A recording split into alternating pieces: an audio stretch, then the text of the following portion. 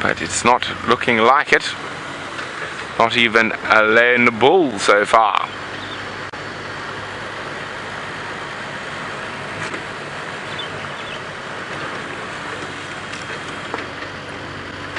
So there we go, here's Knobthorne open area.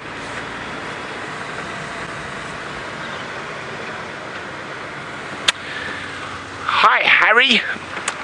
Harry would like to know how I came to have this job. Well Harry, it's a quite interesting story. So I mean, I've worked and lived in the bush most of my life, and I just finished a stint in Gabon in Central Africa, and I came back to do private guiding again, and I was doing private safaris for different guests all over Africa, and I got a phone call from Monsieur Graham Wallington, and he was looking for guides who could possibly present as well, and I'd been recommended by two different friends of mine who happened to also be friends of his, and I came on an interview.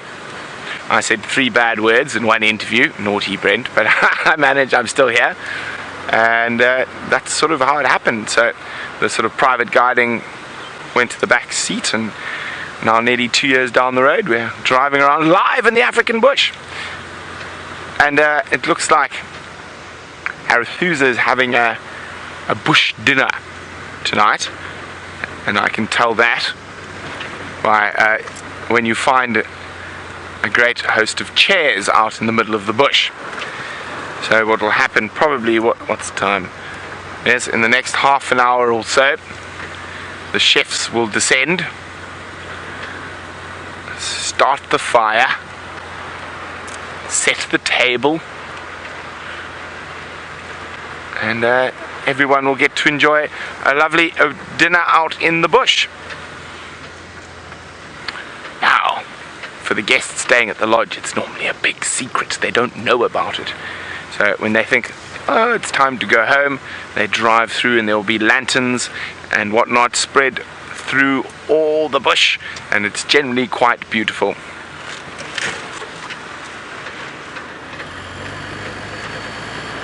So because it's been so hot and sweaty today, I'm hoping that possibly some of those nomadic elephants Anita is wondering about might have made their way towards Red Dam, or maybe Shadow decided she needs to quench her thirst.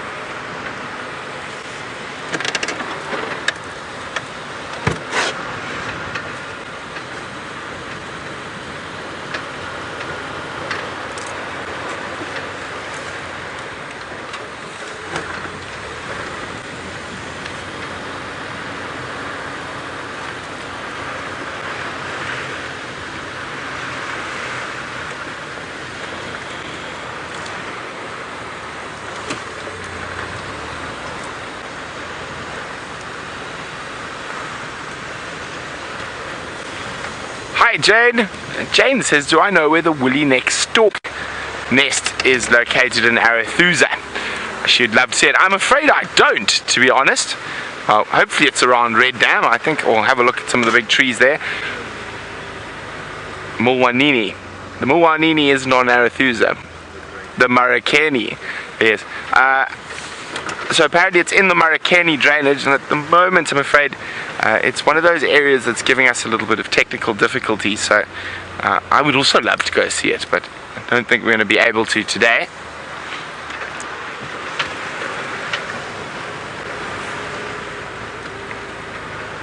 So we're about to arrive at Red Dam.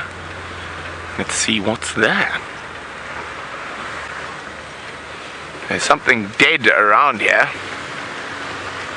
Very, very old dead. But while we make our way towards Red Dam, Jamie's got another feathered friend. I I have no doubt that what Brent is smelling is the recently deceased buffalo that the Nkuhuma female Amber Eyes and her Birmingham boy companion killed not too long ago, but never actually ate. They left it next to Red Dam, so I'm sure Brent's going to find that. In the meantime, we are with one of our cuckoo species, and it is in fact the Levolence cuckoo, or used to be known as the striped cuckoo. It is now the Levolence cuckoo. And you'll notice that we always say the old names, partly because we always remember them by their old names, those of us that grew up birding, but also for our viewers that are familiar with the birds and have been, especially our South African and sort of Southern African viewers that have been familiar with the old names and are now wondering about it. So it is a striped cuckoo. It is now known as a Levolence cuckoo. Of course, there was a huge drive to standardize bird names throughout Africa, since they all have different names in different places. And so the striped cuckoo became the Levolence cuckoo. And the two black cuckoos that we get, the Jacobin and the Levolence, are very, very similar. And I'm multitasking here because I'm trying to find you the page of the bird, but apparently I can't count and talk at the same time. Here we go. There we go. So that was the Levolence cuckoo, but quite easy to tell the difference, and you can actually see why. Here's our Levolence here on the right. You can see why it's called the striped cuckoo, because it has, well, stripes, a streaked throat, as described by the book. That's the bird that we're looking at there, the striped cuckoo, and this is the Jacobin cuckoo. Now, one thing that Brent must do, where he's talking about that woolly-necked stork nest on Arathusa. Now, I actually saw that nest. I hadn't realized that they were there not too long ago. And sorry, Dave, I'm going to send you back there, sorry. The reason I'm mentioning it is because there is a dark Jacobin living in that drainage line and around Red Dam. Now we must ask Brent very nicely to please keep a very close eye out. If he hears a Jacobin calling, or if he sees any Jacobins around, there is a dark form of the Jacobin cuckoo. So it has white on its wings and white on its tail, but it has a completely black chest. And when I saw it, I did a double take and completely missed the opportunity to take a photograph. Fortunately, VM was on point and he managed to record it. So at some point, now he's on leave, I've missed my opportunity, but at some point I need to get that footage from him, because that to me is quite a rare bird. I've never seen one before. Thank you, Dave. I've never seen a dark form Jacobin cuckoo up until then. I bounced all excited to see friends of ours, Tristan and Ali, for those of you that are familiar with them, you will know of them. We went to go and see them. Sorry, my microphone is, I'm scared I'm going to break it and John Ray's going to shout at me. Anyway, I bounced off to them to visit, and I said, when last did you see a dark morph Jacobin? And Tristan said to me, yesterday. Sort of took the wind out of my sails quite spectacularly. Turns out it was the same one in the same place, so it did make me feel slightly better. But I was so very excited about this particular bird. We always love seeing colour morphs, and we love seeing birds that we haven't seen before. This morning, for example, Brent had a painted snipe at Buffelshoek Dam. Oh, and there are some red-chested swallows as well, but they never sit still. Let's just stop for a second. Buffelshoek Dam is always a fantastic birding dam. Well done, Dave. Welcome back. Red-chested swallow. Epic. Not an easy... tricked you there. It bluffed. It fainted flying straight and it did a quick curve. Now the swallows will be dipping down to catch insects that are on the surface of the water, also to have a drink. They won't ever land next to the water. What they might be doing, some of the swallow species, is actually landing and collecting mud to make their homes, and that's particularly for our lesser striped swallows. Right, let us go and see if we can see where this painted snipe is. I'm hoping it's still here.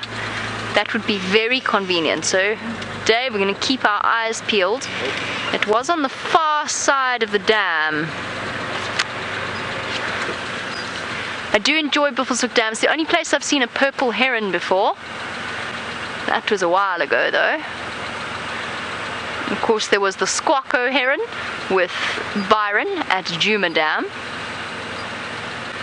But I fear my hopes and dreams have been dashed. I'm devastated. There is no painted snipe. Unless I'm completely bonkers. But I don't think I am. I don't think there is one here. Oh well, I think what we should do, since there is no painted snipe to keep us entertained, I think we should head over to James, who's got a close-up view of some ants. Well, I don't have a close-up view of a painted snipe, everybody, but what we do have there is ants devouring the fruits of a plant called Scotia capitata, or the dwarf boerbean. Boerbean, of course, means farmer's bean, and they very closely related to Scotia brachypetala, which of course is the weeping boerbean, which is that's why the plant gets its name. The weeping boerbean, of course, weeps sap, and they used to use these parts of the plant for coffee. The Boers did, the farmers. Very poor coffee, I imagine it was, but I don't think the dwarf boerbean's ever been used for the same thing. Those ants are absolutely devouring the fruits, and it means that this flower, or the plant, must have flowered, I don't know, probably about 3 or 4 weeks ago.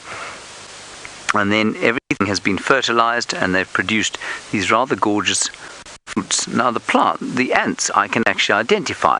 This is our own friend, our old friend Polyrhynchus. And Polyrhynchus, Brian, as we know, tastes like a pancakes. No.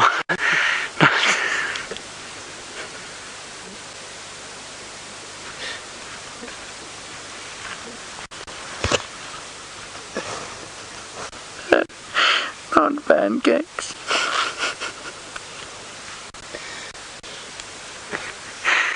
They taste like lemon drops, everybody. They don't taste anything like pancakes at all. Thank you very much for that, Brian. Right, I was going to give you one, but I'm not anymore, because clearly your mind is not on eating Polyrhynchus the lemon drop, and rather you want to eat pancakes. Okay, come on. Let's get out of here. The bushwalk is heading now in a northerly direction. We were hoping to pick up tracks of Hosana somewhere in this little drainage system here, because we didn't think that he had crossed the boundary south with Karula and Rongile this morning, and so we were hoping that maybe he had gone a wandering up here, but we haven't as yet found any sign of him. So we've sort of changed direction now. Oh, wonderful! Another gorgeous question from the world's either best or worst Twitter handle, depending on your opinion. This, I must just stop and address you. Tormented Zombie Owl. Let's just take a moment to appreciate that. Good. Tormented Zombie Owl, you want to know why it is that I'm wearing a sock upon my person. Well, Tormented Zombie Owl, this sock has a very interesting story behind it. It was, in fact, given to me when I was the Master of Ceremonies at a wedding not too long ago, and its partner fell by the wayside. And so I thought, well, this is a very good sock to use for the purposes of an ash bag. Now, you can see the ash there coming out. You see it, Brian? And what that's doing is telling us which way the wind is blowing, Tormented Zombie Owl, and in this case, it's hardly blowing anywhere at all. So, it's only important really if we're tracking something like a rhino, or an elephant, or a buffalo, or a lion, or a leopard, or something like that, which would pick up our scent. So if King would check the wind every so often, and if it was blowing towards where we were going, we might, if we thought we were very close, change direction so that the wind didn't blow straight towards the animal. That's why we carry it. It's an extremely effective way of telling which way the wind's blowing, because our noses are massively insensitive, but you can see from the ash here which way your scent would blow. Right, Tormented Zombie Owl. Let's carry on. See, Brian, I'm a Tormented Zombie Owl.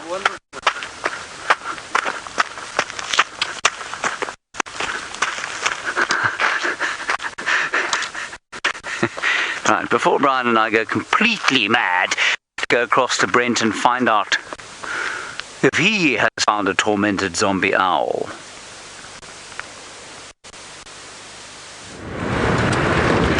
We're in a rush! We're in a rush! Copy, thanks, Andrew. I'd like to join you. So, confirm I'm coming from Impala Plans. I wonder what we're going to see. Chandra thinks it's wild dogs, but he's wrong. Oh, I would also be very happy if it was wild dogs, but it's not. It's something else entirely. A Yeti. No, the only Yeti on Safari Live is on the back of my vehicle, and its name is Chandra. My pleasure. Remember, hashtag Safari Live questions at WildEarth.tv if you have any musings, ponderings, or questions for any of us. We would love to hear from you. Also, don't forget to tell us where you're from.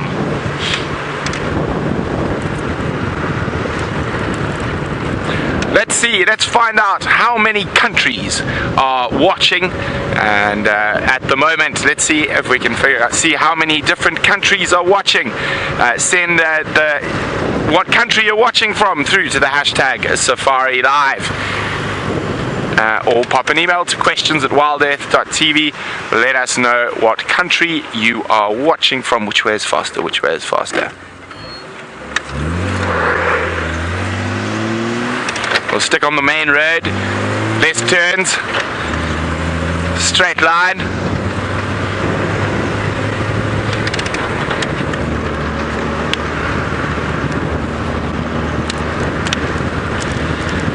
Now, even though the cloud cover has come over, it is still very, very warm, and I'm hoping that it doesn't cool down quick enough for whatever we're rushing to move off. It is right on our southern boundary.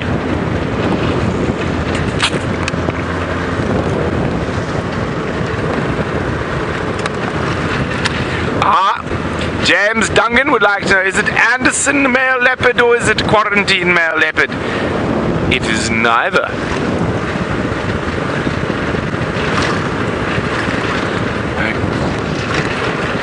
It is a dwarf mongoose. Yes, we're rushing to a dwarf mongoose.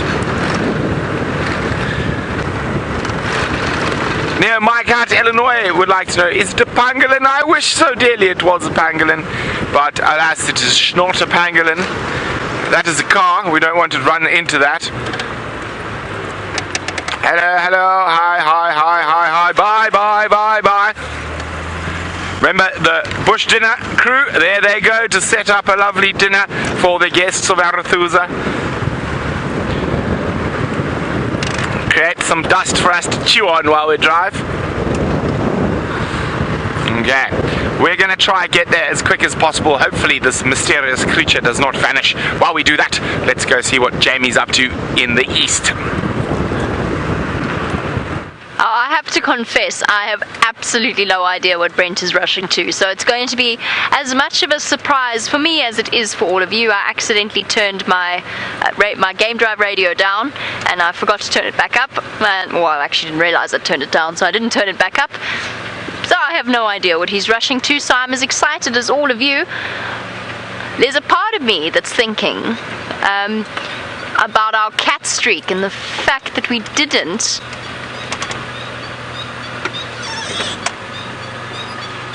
find a cat this morning. I'm sorry, I'm distracted now by the call of this Cokie Franklin. Where is it though? It sounded close.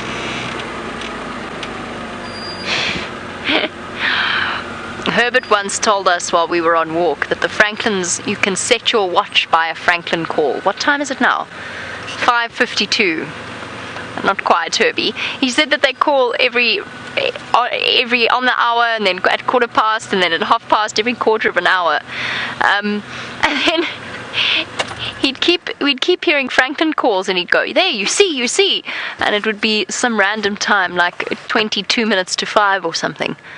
I have no idea where this Cokie Franklin is. It was chirping merrily away, but I can't see it. They usually call from the top of termite mounds, like the black-bellied bustard that Herbie was herbitating.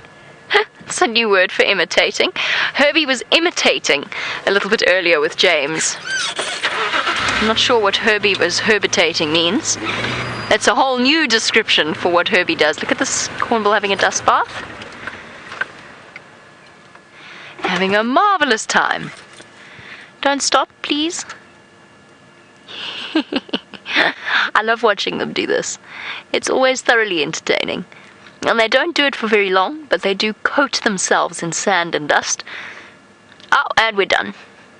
Hop, hop, skip and jump, back to lunchtime. A red-billed hornbill, for those of you who are new to these safaris, one of the most common birds that we will see. Also one of the most entertaining, if you have the time to sit and look and watch what they get up to. I do wish you'd carry on dust bathing. What he was doing there was it seems like an oxymoron, I think, to say he's having a dust bath, as we tend to think of baths as a way of getting clean.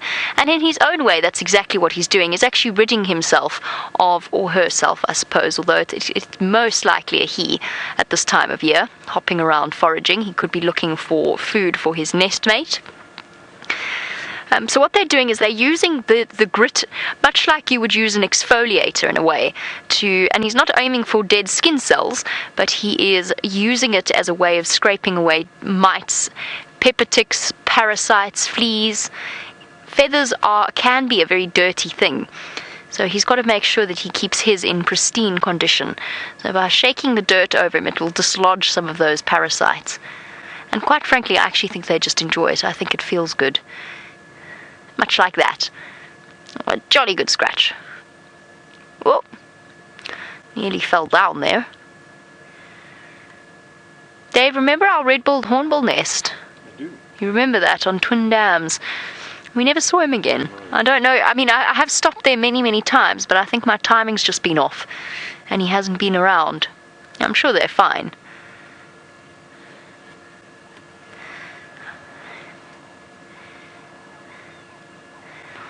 As evening starts to descend, soon the birds will be going to bed and all of the other diurnal creatures will be heading for shelter.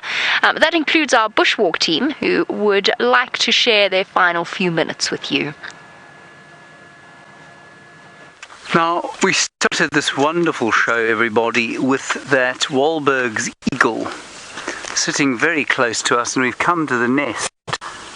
And I'm just looking up there with my binoculars. And I don't think they have a youngster this year. I might be quite wrong. They just lay a little bit later than they would have otherwise. There doesn't seem to be much going on in that nest. It's the middle one, and then there's some red-billed buffalo weavers' nests on either side. We're just going to go around the tree quickly. The eagle did fly off. When it did eventually fly, it came back towards this area, so I'm sure it's around here somewhere. We have seen them in the nest, though. But normally by now you can see a little head peeping up over the top, if they had laid it when I thought they had. Because remember, they mated. When did they mate? At least 2 months ago. Anyway, that's going to be it from the bushwalk team today. We are going to head back. And Brent apparently has got a surprise for you. So we will see you tomorrow morning from the burnt piece of toast that has had a bit taken out of it.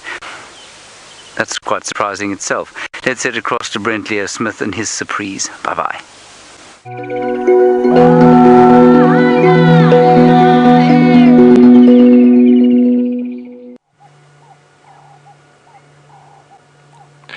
And it is the little prince, the little chief, Hosana. Hello, boyo. Looking hot, but fat. Now, Shongile and Karula were seen a little bit to the south, not far from here. So I think he's just wandering around chasing things like he does from time to time. They were all seen together this morning. Over.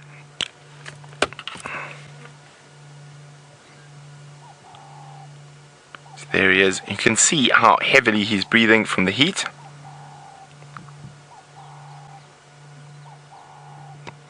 And he has also got quite a full belly.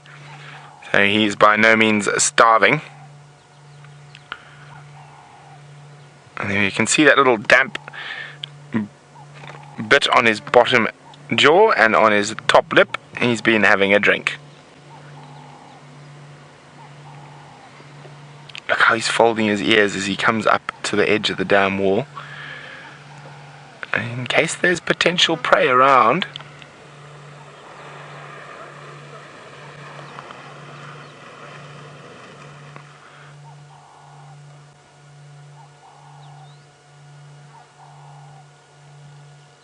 What you spotted? He's having a look, seeing if there's any squirrels to chase.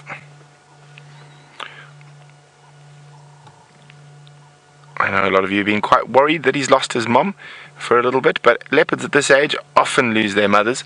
It's not uncommon at all, but they normally do find them again. And they're quite capable of catching enough to survive. Look how he's going into that hunting pose, ears flat. What has he spotted? Nothing, he just doesn't want to be spotted. Okay, we're going to move around to the other side of him.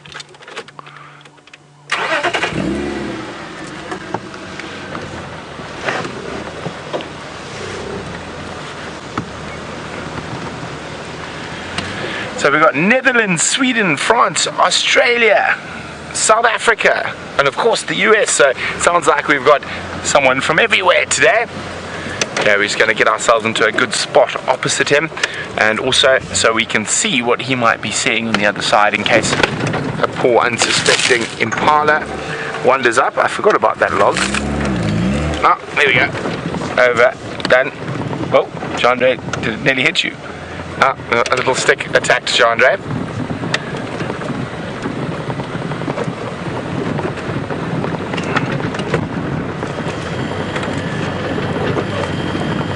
Okay, now Shongile was seen probably about 400 or 500 meters from here, just to the south of us, outside of our traverse zone. But Mr. Hosana is on the move.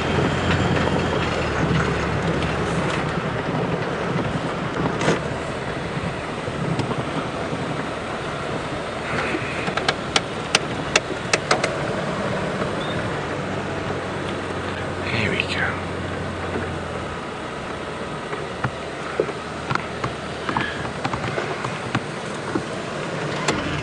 Here we go.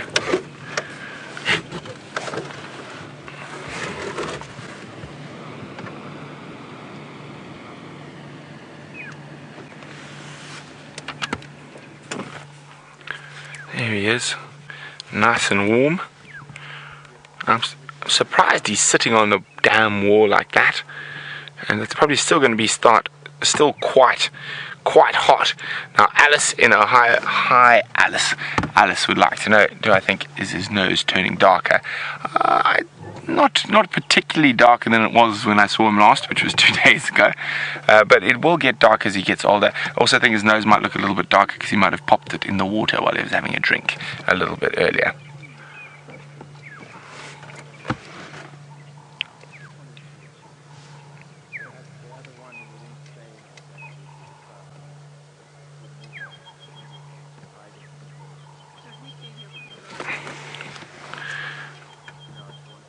He's getting very big very quickly. Still not quite the same size as Karula just yet. Yes, his nose looks like it's got a bit of mud on it. You're putting your nose in the mud, you silly boy. He's tired now. It's tough chasing squirrels and dwarf mongooses and francolins.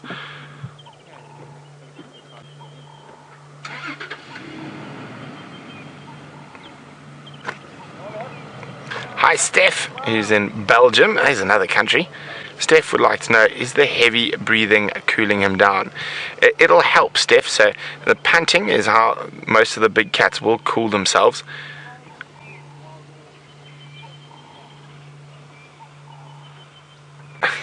But the ground is so hot, he's getting up and moving constantly.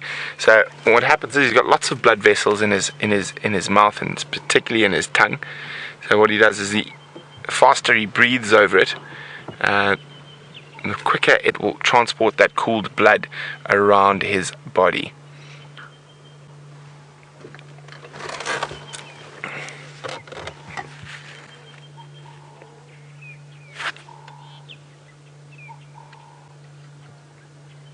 Now I said this is quite a strange place for him to lie, specifically since, well, the sun's not out, but this hard dam wall would have definitely retained quite a lot of heat from the beating sun of today.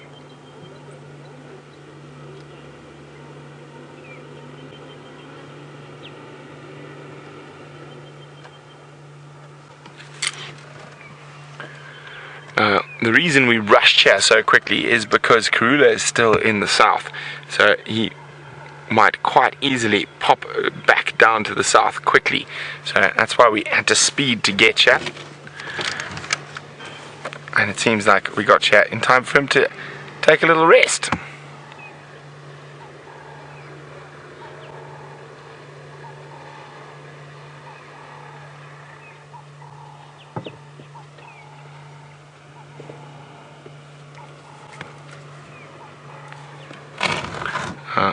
He is going to grow into quite a big male leopard, I think, and he's filling out quite nicely at the moment.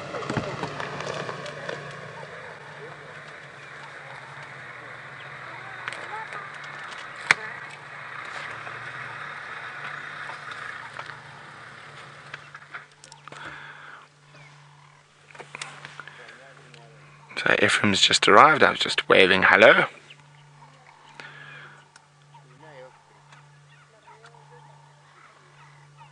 Now the nice thing about leopards of this age is they are quite busy. They are proper little busy bodies, and they will keep moving even when you think it's a bit too hot for them to be moving, but they have insatiable curiosity, and that's one of the most awesome things. I think young male leopards for me are incredible things to spend time with because they're always up to something, and hopefully he's going to spend quite a bit of time on Djuma. Oh, he's gone right flat down. And as I said, he hasn't chosen the best place to sleep because that ground is very hot.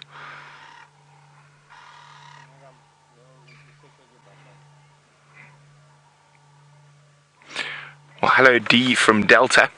D would like to know, are the cubs now independent from their mothers, or is Karula still catching food for them? Karula is still definitely catching food for both of them. And she's probably going to still catch food for this guy for probably another year or maybe even a bit more.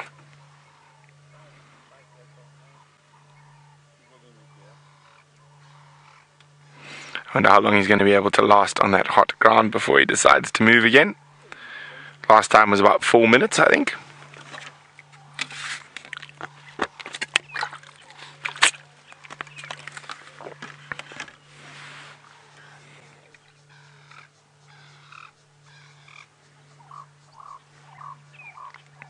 Now all the doves calling in the background as they come down towards the waterhole to drink.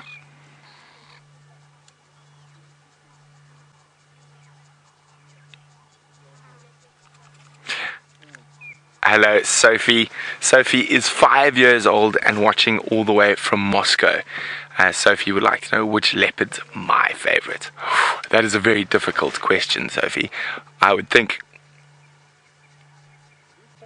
I do like Shongile a lot, but I'm still waiting to see how she grows into her personality. I think out of the young leopards, Shongile is my favorite. Oh, I don't know. Was Hosana my favorite? I think they're tie favorite out of the young leopards.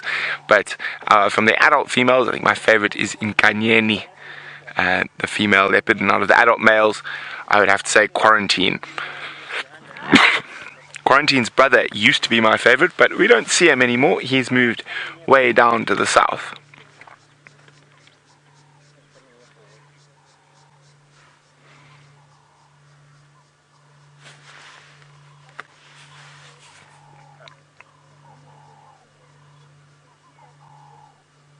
So while he snoozes, we're not going to move a muscle. We're going to stick here with him.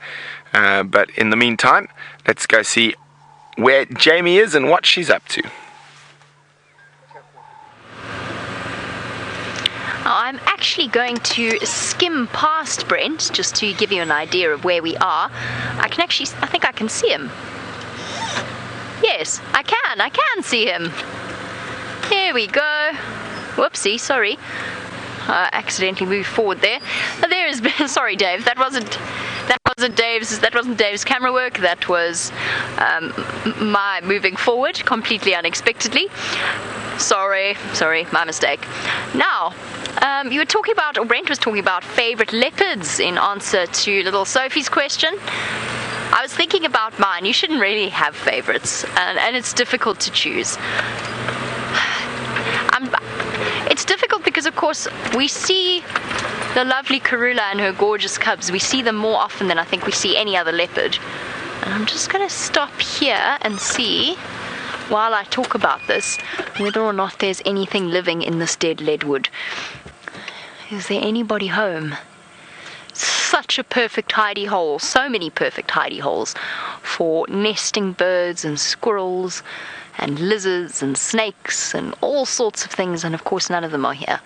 But it was a nice idea. But unfortunately, I don't see anything living in this particular ancient tree that actually gives the road that I'm on, which is Leadwood Road, which actually gives the road Leadwood its name. Right, favorite leopards. I've spoken about this before. I think my favorite favorite female leopard is Tundi. I don't know what it is about her. There's just something that she's tiny, she's very spirited, and I think it was cemented when, not that Karula wouldn't have done the same thing for her little ones, but the way in which she courageously rescued her cubs from that baboon troop that we all saw unfold live in front of us. I think that was probably my favorite moment with her, and that really, it was a particularly impressive moment, watching her problem solve and watching her think about how it would be that she could actually save her cubs, and holding back, not running too fast, despite the risk to her own life, while that male baboon was chasing her and basically distracting them, pulling off the road because there is a civilian vehicle approaching, and I'm just going to wait for them to come past us and move on. Males, I can't choose. Males, it's a difficult one. I have not actually spent enough time with any of the male leopards apart from Tingana, so I can't really, I can't by proxy say that he's my favorite male leopard. There we go. We'll just wait for the dust clouds to settle. I must say that Shungile is going very high up there in terms of leopard characters, and we of course all love Queen Karula. That is an obvious. That's a given. Dave, what about your favourite? Oh, hold on, we're going to wait for Ephraim to come past too. I quite like Quarantine. Quite like Quarantine. Yeah, he is gorgeous. I've only had a few brief sightings with him. Hello, Ephraim. How are you? Hi, guys. Sweet. I think that might have been a young family member there. Right, I'm going to carry on, and I'm not going to... Oh, sorry, I thought you were a fly bug. I'm going to carry on and see what else we can find. In the meantime, let us head back over to Brent and one of our favourite leopard characters. Well, his head's up. He's looking down to the south where his sister and mother apparently are.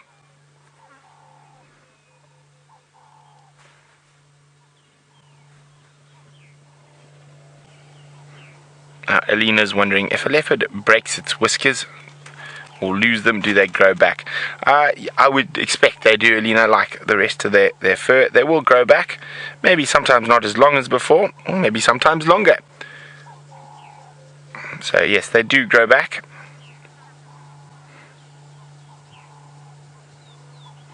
Oh, hot kitty. Has he got a tick in the middle of his one spot there on his neck, Chandra? Or was that just a piece of stone from where he was lying? Ew. I don't know. I think it's a stone. Oh, yeah.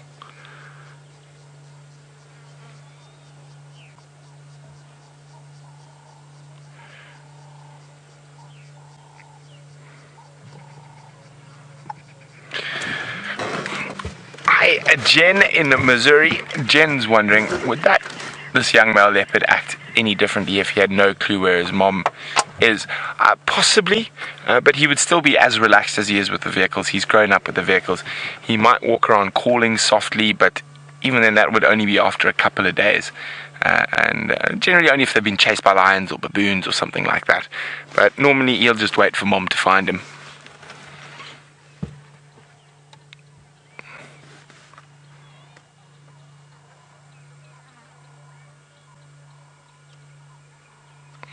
hear some...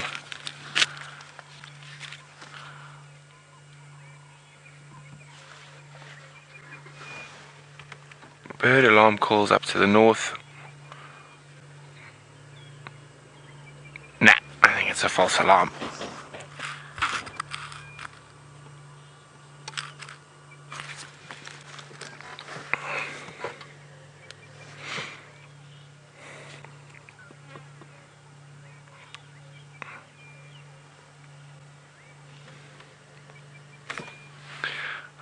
Hi, Stephen in the UK. Stephen would like to know, does a leopard's tail serve a purpose? Indeed it does, Stephen. It helps them with balance, number one, and also that white fluffy tip is a wonderful following mechanism for younger leopards to follow their mothers.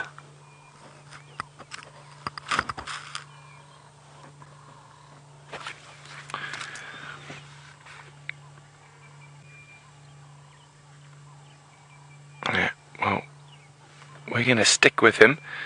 Hopefully he finds something interesting to chase shortly. While we do that, Jamie's got something that we'll definitely want to avoid young Hosana.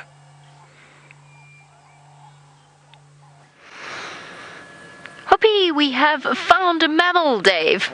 We are doing remarkably well this afternoon. Our mammal species seem to be hiding away from us today.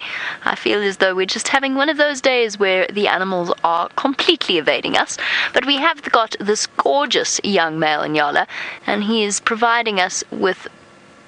never mind. I was about to say a lovely opportunity to have a look at the oxpeckers sitting on his back, at which point he promptly chased them away, which seems to be relatively par for the course this afternoon, doesn't it, Dave? Birds flying away, mammals playing games with us, stopping to nibble behind a tree where we can't see him. That is the joy of these live. It would be very boring if it was easy, wouldn't it? If it was all the easy way to go, we wouldn't be able to do it. It's a young male. He's just started to get the ivory tippings to his horns, and they haven't quite reached their full inward and outward curve. And he's also not fully as fluffy as a mature Nyala bull. Now, I did see one earlier. I think it's also a young male, though. And perhaps these gentlemen would be so kind as the temperature drops, perhaps they might think about sparring with each other.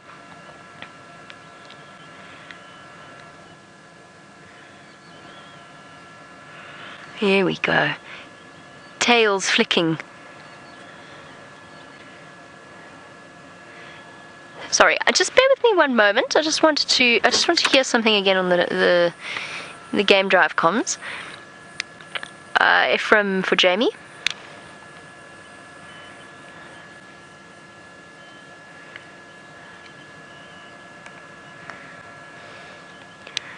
Ephraim.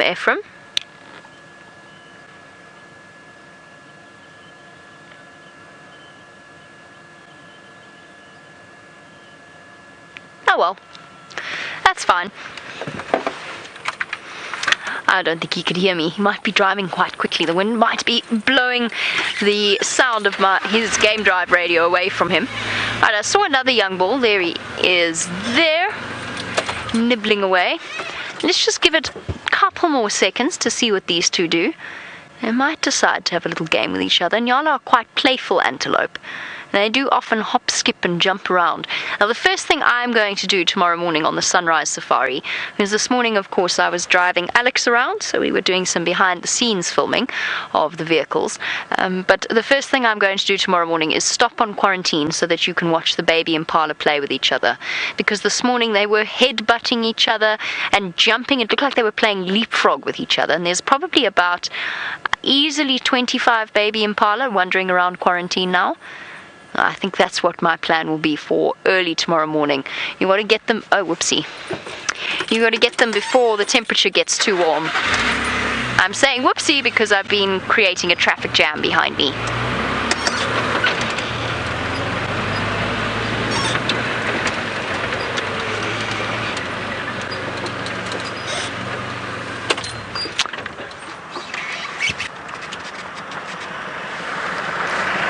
Off you go.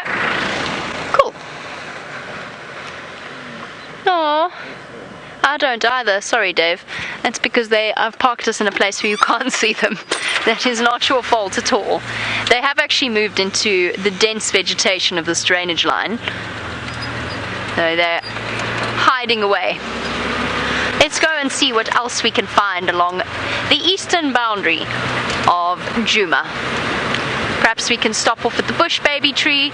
Dave, you know the bush baby hole? Yeah. Remember the amazing moment where we stopped at the bush baby hole and the head popped up? Can't forget the shot. Yeah, exactly. Well, we stopped there the other night. And guess what popped its head out? A squirrel. It was such a lovely surprise because we sat for ages waiting to see what would. And just as I was about to go, I saw a movement and I thought, yes, we're going to get a repeat of the bush baby sighting. Nope. Squirrel. It was pretty cool. It was very cool. I definitely wasn't complaining. I was flummoxed, but I wasn't complaining. The joys of the unexpected out here. Here's another Inyala 5 kilometers away.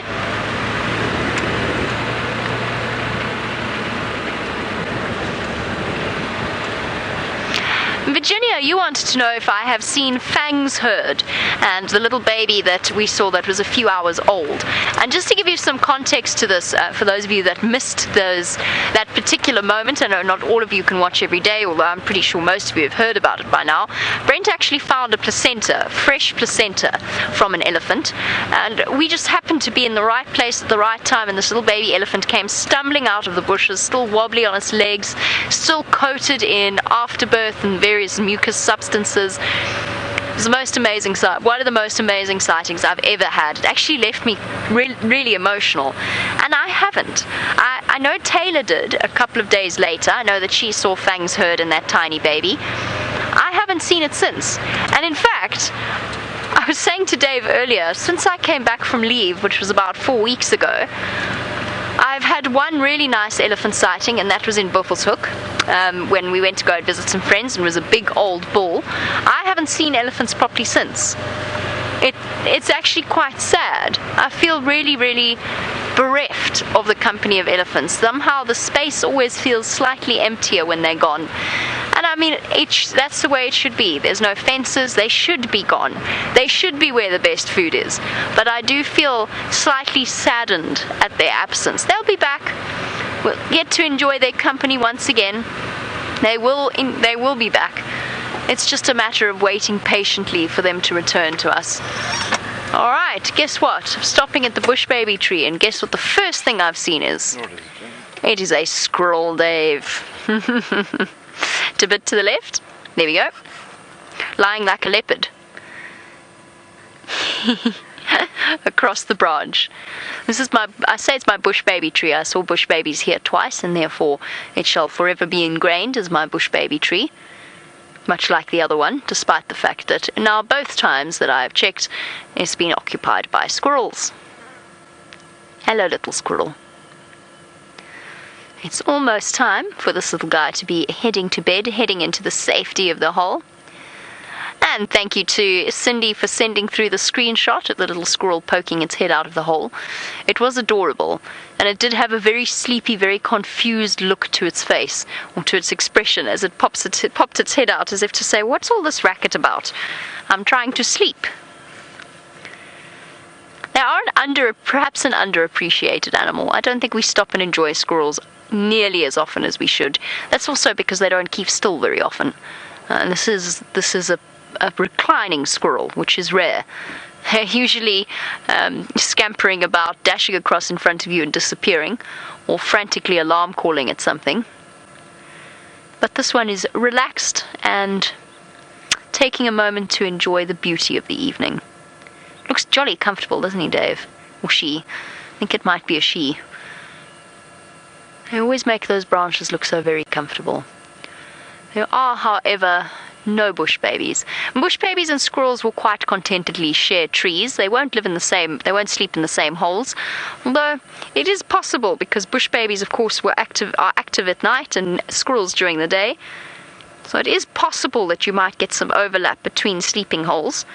But generally they'll just share separate sleeping holes in the same tree. And I definitely don't see any sign of bush babies coming out. Oh well. Might be a bit early. No, this is actually perfect time for them to start waking up. Freya says that it is doing the mannequin challenge. I'm still not entirely sure exactly what the mannequin challenge is.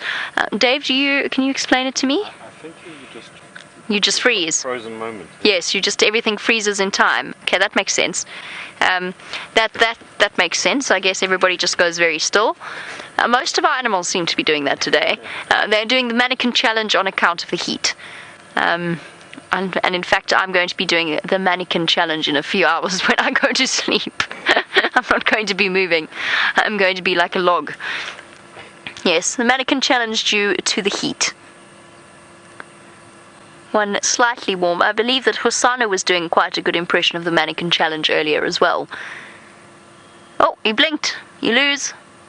It's like musical statues when we were kids. I can't remember if in musical statues you couldn't blink. I think you were allowed to blink. It depended on who was making the rules, I suppose.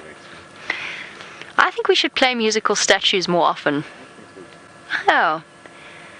I think we should have a game of musical statues at DRC. You can see the mosquito buzzing around.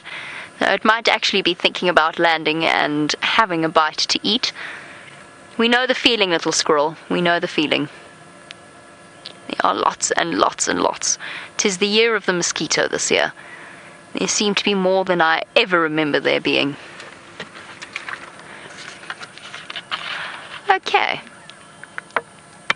Well, since our squirrel is doing such a fantastic mannequin challenge, I think it might be time for us to move off. And Catherine, you say at least he is a positive squirrel. Absolutely. Sorry, I have a good chuckle every time. After the negative squirrel of that Shungile and Hosana caught and eventually managed to kill, a nice positive squirrel sighting is a positive thing indeed. The positive squirrel, by the way, stems from Sam, who was one of the presenters at Wild Earth. He was very much loved, and he described a pet squirrel called Monty, I believe it was, as being very positive. It was a very positive. Monty was a very positive squirrel. None of us are entirely sure what a positive squirrel means, but didn't that story have a really sad ending as well? Monty was a very positive squirrel, but yes, so Monty was a very positive squirrel, but unfortunately met a very negative end. And we will always think of Sam and the positive squirrel when we stop at the squirrels. The same as the black-headed oriole. I'll always think of Sam then as well.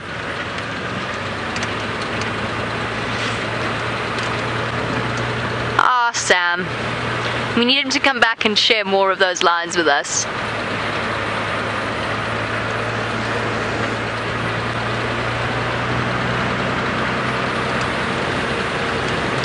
Okay, where to from here? This morning, this is where Tingana very kindly walked behind us over our tracks and casually padded away into Torchwood. We must have just missed him.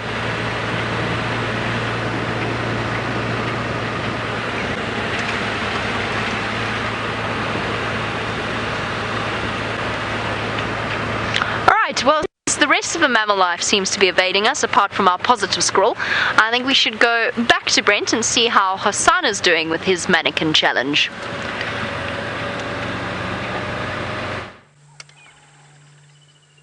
Well, young Hosana is battling the biting flies at the moment, and they seem to have found him, and he's just trying to get away from them. He's going to go into the thorns. I don't know if that's going to help with your biting fly problem, mister.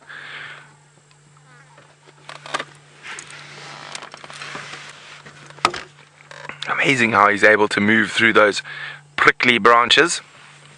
Was he spotted his sister or his mother returning? It doesn't look like it.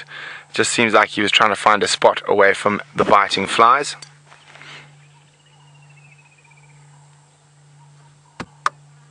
And you stood on the thorn. Oh, you got it out quite quickly though. You might go down for another drink. It is excruciatingly warm at the moment.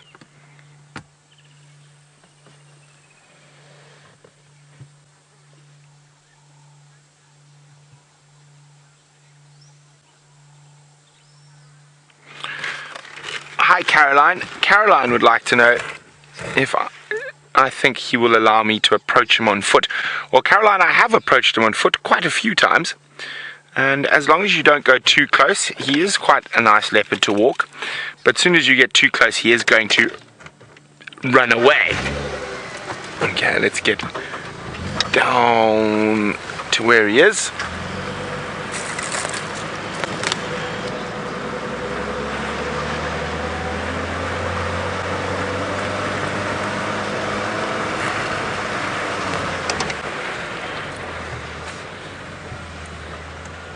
I'm always keeping a lookout for either Karula or Shongile if they decide to wander through to join him.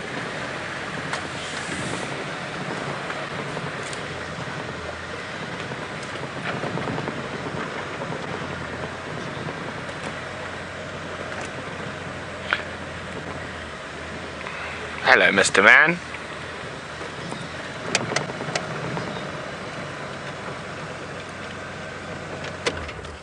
There we go. That looks a little bit more comfortable than that warm, hot floor you were sleeping on.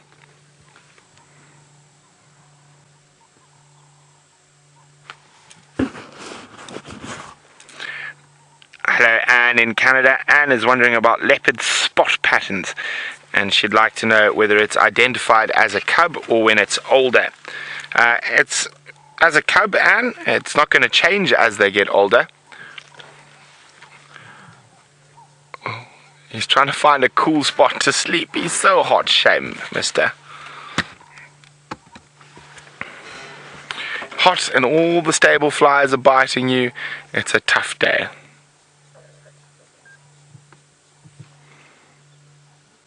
Got bored waiting for Mom. Okay, it looks like he might go have a drink. Let's just get around to the other side. He might be just looking for a cool place to sleep again. Yes, he is.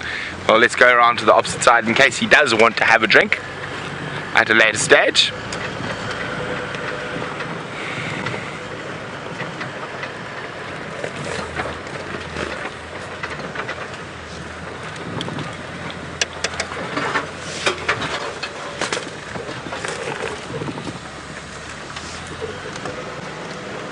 How's that, Chandra? Good?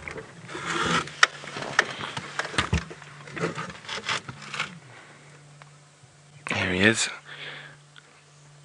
It's a little bit cooler down here.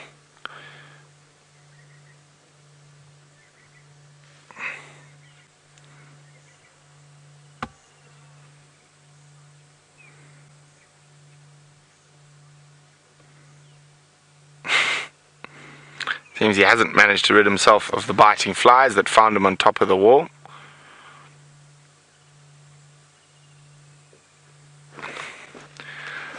Hi Freya, who's a new viewer, a big Safari Live. Welcome to you, Freya. Great to have you with us. Now Freya is asking, don't leopards live in trees? Well, Freya, that's one of the big misconceptions. 99% of the time when you see a leopard, it is on the ground. Oh, I thought I heard something behind me. And they only really climb into trees. Sometimes they'll go up when it's hot to get away from the heat. Maybe there's a slight breeze higher. What has he spotted? Is there anything behind me? I can't see what he's looking at. Oh, he maybe just saw something. He's curious at this age. Now, as I was saying, they will generally only be in trees when they've put a kill up a tree. So there you go. Jean-Andre is being very creative. Sometimes they will use a tree as a vantage point while they're hunting, go up to see if there's any prey up ahead. But normally you will find leopards on the ground.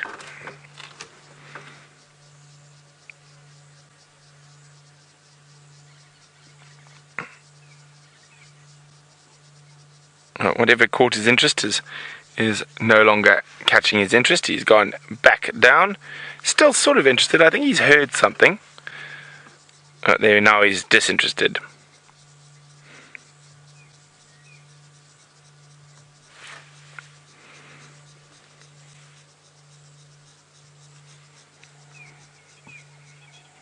I'm just trying to keep quiet just to see if I could hear if Karula was contact calling,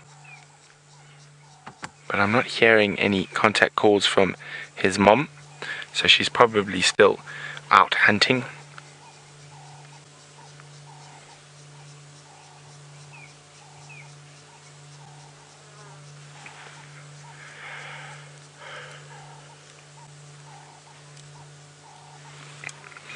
Yoli would like to know, why won't Hosana cool down in the water that he's lying right next to?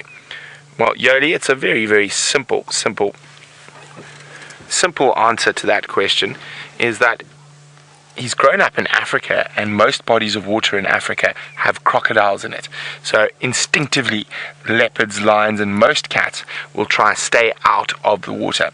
Now, there are leopards can swim and will swim when they have to, but if they have a choice to, they won't. They have an inherent fear of water due to crocodiles.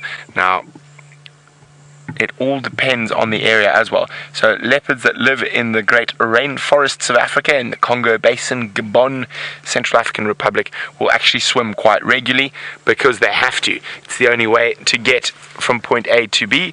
But in the real thick forests and the forest lakes, there are not many Nile crocodiles. You get slender snouted crocodiles and dwarf crocodiles, what actually leopard prey on quite frequently. So in areas where there are a lot of Nile crocodiles, leopards will try avoid water at all costs.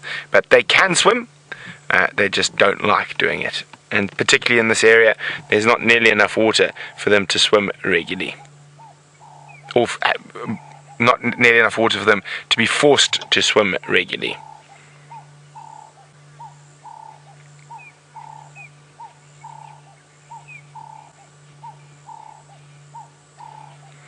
Now we're going to sit here, see if his sister or mother arrives or if he disappears. While we do that, let's go see what Jamie's up to. And that is the joy, of course, of a wonderful evening like this evening, or any evening time in the bush. As it starts to get dark, one is always filled with that sense of expectation and excitement about what the evening is going to hold. And of course, as Brent and James describe it, the changing of the guard occurs round about now, as the diurnal animals start to go to sleep and the nocturnal animals start to stir. Now, one of those nocturnal animals is a genet. We've actually got two species of genet here. We've got large spotted and we've got small spotted genets. I've never seen a small spotted genet here. I have in other areas, but never here. The reason I'm mentioning genets is because recently we have been enjoying dinner at the Voyatella Lodge. We've been sharing it with our special guests. Not sharing the lodge, we've been moving and having dinner with our special guests there. And there is a genet that lives in the roof.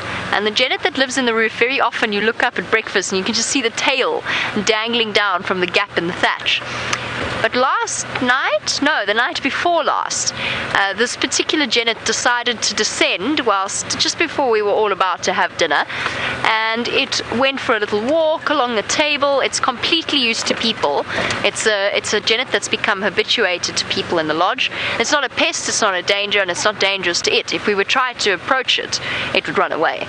But it gave everybody the most amazing view of this genet as it stalked along the dinner table with delicate steps. A genet, by the way, I always think it looks like a mixture between a mongoose and a cat, a domestic cat.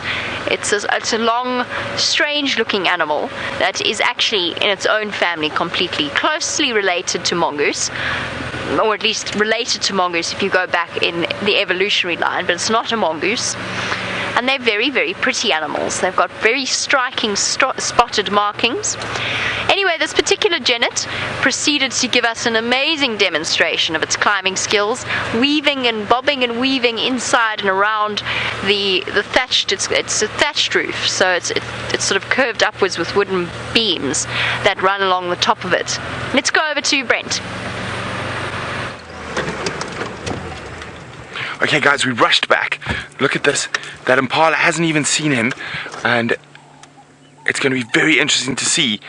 It's an adult female impala if he makes a play at that. Now that impala has not seen him at all. It's walked down to come have a drink. He hasn't moved. He's probably about 9-10 meters.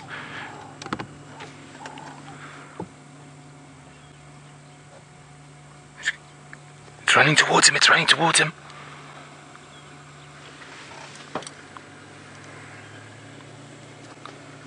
It still hasn't seen him. Now this might be a bit big for him. Oh, maybe he got a sixth sense that something's up.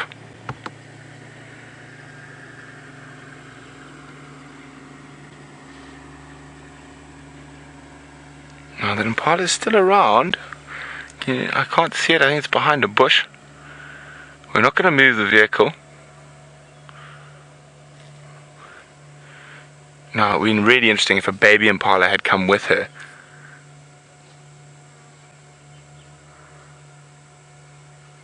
He's probably strong enough to take down an adult female impala. It might be a bit of a challenge for him.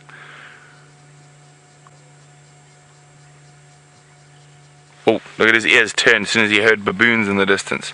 He doesn't like baboons.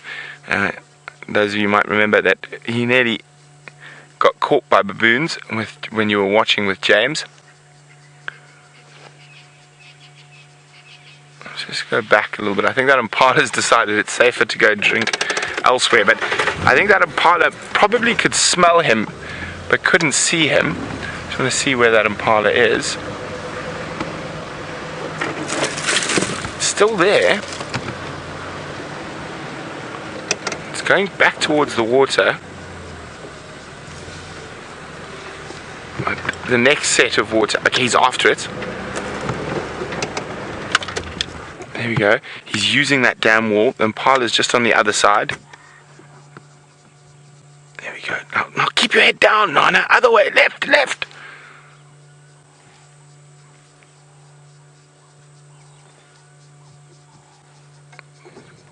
Are you going to get spotted, mister?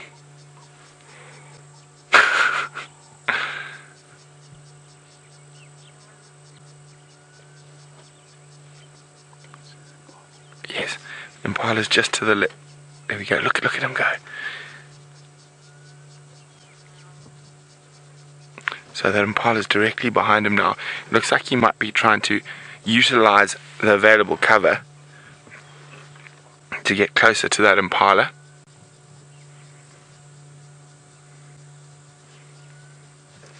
Okay, let's just get into a good spot.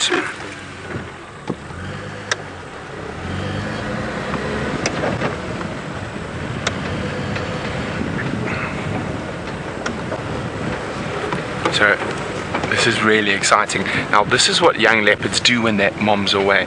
Now even if its hunt is a failure, it's practice, practice, practice makes perfect.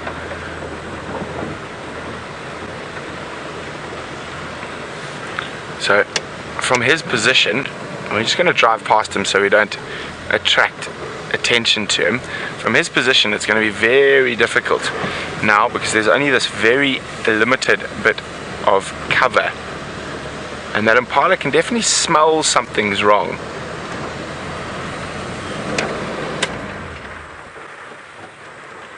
So there's the impala. Oh yes, there we go. Did he pop his head up? But she can smell. You can just see she smelt him, and I think he missed his moment when she was at the water hole, because that was the only time he was close enough to make that pounce. See, when she ran away, he's just laid up on top of the dam wall now, given up. Maybe you should stick to squirrels for a little longer.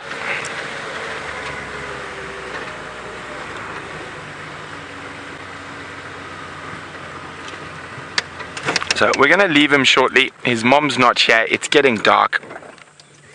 We're not going to put any spotlights on him. So that was a really exciting little period there. I thought he might pounce on his first big kill. Wouldn't that have been exciting?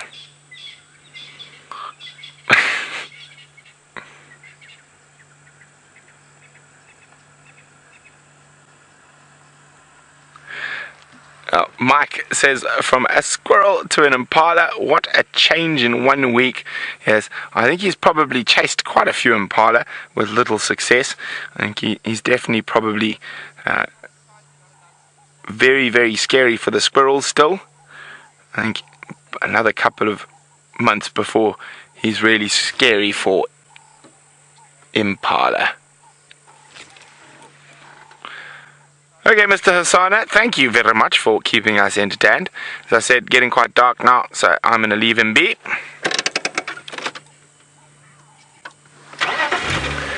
And carry on to see what else we can find in the last section of the show. But while we do that, let's go see what Jamie's up to. Well, I am busy searching for nocturnal beasties. I never finished sorry, I have to finish off this Janet story now. But we got distracted by Hosana hunting that impala. A very courageous attempt on his part, by the sounds of it. But I was telling you the story of the Janet. And the reason I have to finish the story of the Janet was where it was going was it wandered across the table. So I told you all about it. Was climbing through the beams of the house. It wandered through the table and deposited a present on the edge of the table. It very kindly deposited not actually on the edge of the table, sort of towards the end, but right in the middle. I'm not sure whether James looked at it for too long or something. You know, he always jokes about animals and their tendency to defecate in front of him. Well, this Jenna defecated in the middle of the table. And everybody just stared at it in absolute horror, as you can imagine. I just thought it's the joys of the African bush. It doesn't matter how fancy and prepared you are. A lot of the time, the animals have a slightly different idea. And we've seen it with so many different things, whether it was the genet relieving itself on the dining room table, or it is the moth that decides it really absolutely has to have a sip of some guest's very expensive Merlot. There's always something thoroughly entertaining, or perhaps a beetle flying straight and smacking somebody in the face while you're driving about at night. It doesn't matter how much you fork out for a safari, whether it's an expensive lodge or a reasonable lodge, the chances are at some point an animal is going to do something thoroughly entertaining and very interesting, and hopefully, if you are in the right state of mind, highly amusing. I thought it was funny anyway. Right, let's see what we can find. Now Lenny in Pennsylvania, you want to know what happens if lions show up for a dinner. It has happened before. It has happened quite a few times in my past. Generally, if it's a bush dinner, which I have hosted a few of, I think we've all hosted a few of, and a pride of lions show up, the general course of action is to say, would everybody please get into the vehicles? And I'm sure you sort of evacuate everybody relatively rapidly. I'm sure there are a few pictures of lions joining the breakfast table. I have seen from years ago, there was a picture of a lion that had gone up to a drink stop and was giving the gin bottle a cursory lick just to see what it tastes like. I wonder if she liked it. So yes, it does happen. I've had lions show up at dinners. I've had hyenas are par for the course because hyenas are curious, so they're often around. Hyenas are fine though, you just chase them off. As long as you spot them, they're not a problem. There are, of course, many famous Kruger Park stories. There's one where a leopard wandered into a picnic site and joined a family for breakfast. The family watching from a slightly shocked and safe distance. It then proceeded to eat the bacon off the barbecue, or braai, as it's officially known. What else have I had raid dinner parties? Elephants. I've had elephants come wandering in, having a sniff to what we're doing. I have had... what else has happened? I think those are the main creatures that have shown up uninvited. It's quite rude when you think about it. They haven't been extended an invitation, but then again, we are having our dinner parties in the middle of their home, so I guess maybe not so rude. It's the joys of living in the bush. I once had mating rhinos join me at a dinner. we were actually doing a sleep out. So we were sleeping out underneath the stars with people keeping watch to make sure, because it's very dangerous to sleep out in the open unless you are watching throughout the night. You cannot have everybody asleep at the same time. But that particular evening, we were all sitting down to dinner, and we could actually feel the thud of their feet. Because what rhino do when they're courting is the female rejects the male for about 2 weeks as she comes into estrus, as she comes into heat. And we just heard female trotting past, followed by a very amorous male. And not to be deterred, the female changed direction and came running past the opposite side. And our guest sitting perplexed in the middle. It happens. Of course, all of the time, we will always err on the side of absolute caution. So if there is any kind of a danger, you just get everybody back in the vehicles.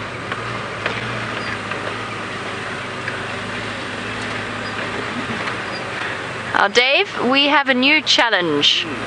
So, the chameleon challenge. Well, it's actually not a challenge, it's a punishment. And I haven't actually told any of the other presenters. So by we have a new challenge, I mean I've invented a new rule.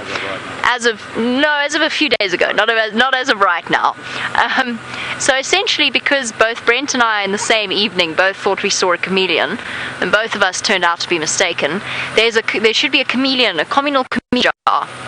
So when you're not live, it doesn't count. But if you're live and you happen to spot something that you think is a chameleon and it's a false alarm, then you have to put 10 rand in the chameleon jar. And the person who sees an actual chameleon gets the spoils of the chameleon jar. There's a chance we're going to lose signal here. I'm going to try and go through quickly. Alright, I think what we'll do is while we go through this dip, let's head back over to Brent and find out what his plans are.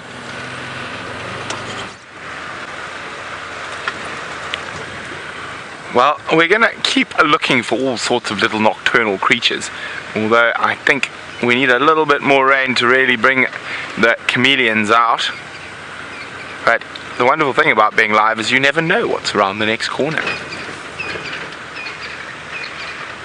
Now, hopefully, Krula is unsuccessful in her hunting down to the south of us and comes back to the north, and hopefully young Hosana will be in the same area on the sunrise safari as well.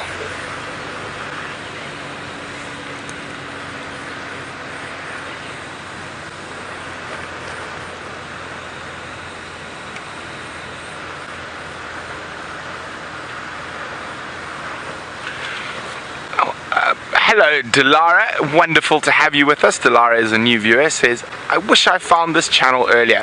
What a wonderful way to learn about the animals. Well, Delara, we welcome you into the Safari Live family, and hopefully you'll be sending lots of questions, and hopefully we can help you learn about Africa's wonderful wildlife.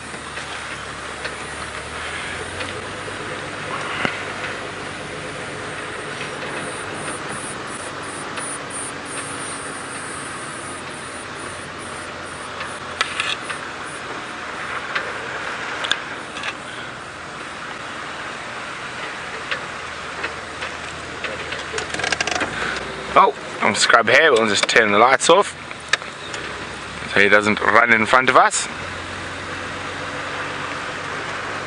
Have our little hair. There he goes. Now, I'm hoping maybe to find a nightjar or two. So far, we've only found, since we've started hearing and seeing them again, we've only found the fiery-necked nightjar and I'm hoping maybe we can find a square-tailed as well.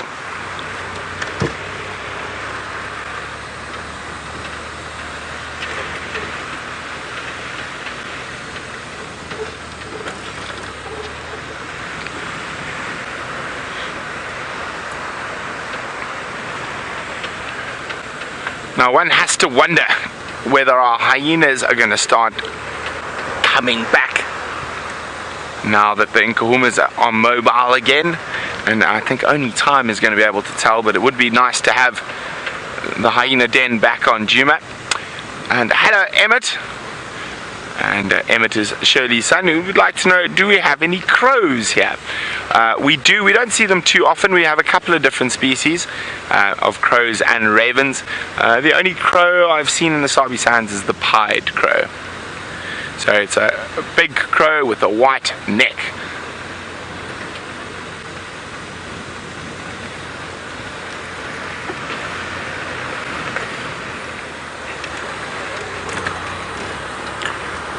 I thought I saw an owl fly through there. Did he land in this little dip? I'm hoping. Quite a big owl, probably a spotted eagle owl.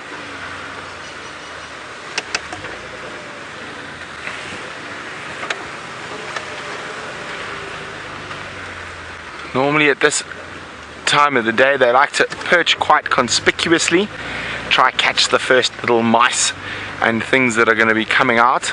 But I just saw him fly through and I was hoping he would have landed somewhere here, like there. Alas, no sign.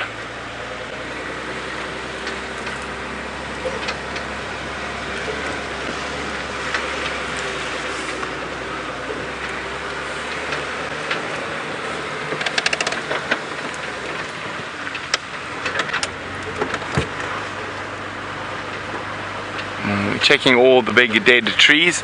That's where owls would like to land at this time of the evening. And it looks like that owl flew straight through.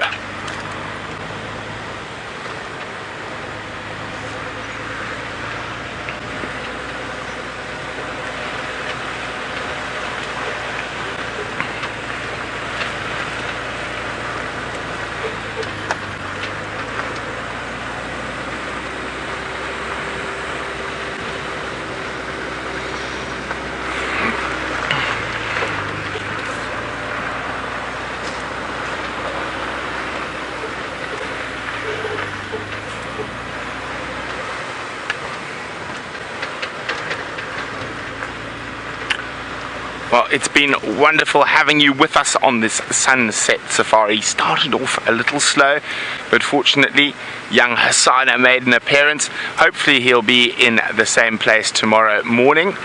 So we will be seeing you bright and shiny and early tomorrow morning for your sunrise safari. So from Jean-Dre and myself, we're going to say toodaloo and pass you back to Jamie.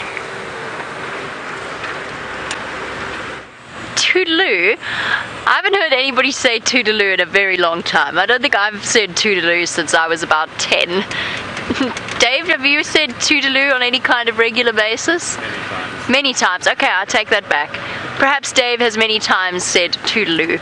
It's obviously one of Brett's... It is better than Toodles. Kirsty raises a good point. It is probably better than Toodles. But I also can't say anything because I found myself often saying whoopsie daisy. Which often afterwards I stop and I look back and I go, whoopsie daisy. You know. Anyway, it works. Apparently Brett does it as well. I'm glad that Hosana decided to make an appearance and pop out of the woodwork and save our cat streak, at least for now. Hopefully by tomorrow morning sunrise safari, the royal family entire will be back on Djuma. And of course the Nkuhumas as well, I'm hoping will decide to make a return to us once again. Dave, was it a good afternoon back? Lovely. A lovely afternoon. Quiet but lovely, I feel. It's always wonderful, even if you don't necessarily see or have an action-packed safari, it's still wonderful to drive around and just appreciate the sheer beauty of where we are. And the smells, the build of a potential storm, although I think that's blown away now, but the potential storm, the exciting prospect of new surprises around every corner, mysterious birds that don't want to be on camera. Check my other bush baby tree. No, nobody's home. Apparently you're all saying toodaloo to each other and to us. Well, I'd better not break with that tradition then when it does come to the end of our safari.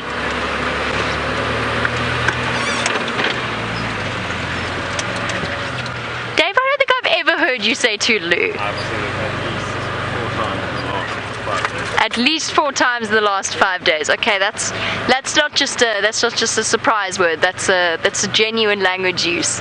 Okay, fair enough. Well, I'm glad we've said hello to you, Dave, today, and not toodaloo. And on that slightly bizarre note, it is the end of our live safari, and you will have to join us again on the sunrise safari to find out what mysteries have unfolded during the African night. But for now, it is time to say our goodbyes and our thank yous. So a big thank you to Dave, and a big welcome back to not only to Dave, although welcome back, Dave, to Kirsty, to Connor, to Lou, and to Taylor tomorrow. But we'll get there. We will get there eventually. So thank you to Dave for his wonderful camera work. Thank you to Kirsty and Jerry in Final Control, and all of the team working behind the scenes to bring you these live safaris. Most importantly, a big thank you to all of you joining us wherever you happen to be. Thank you for your questions, comments, and invaluable company. And all that's left to say, I suppose,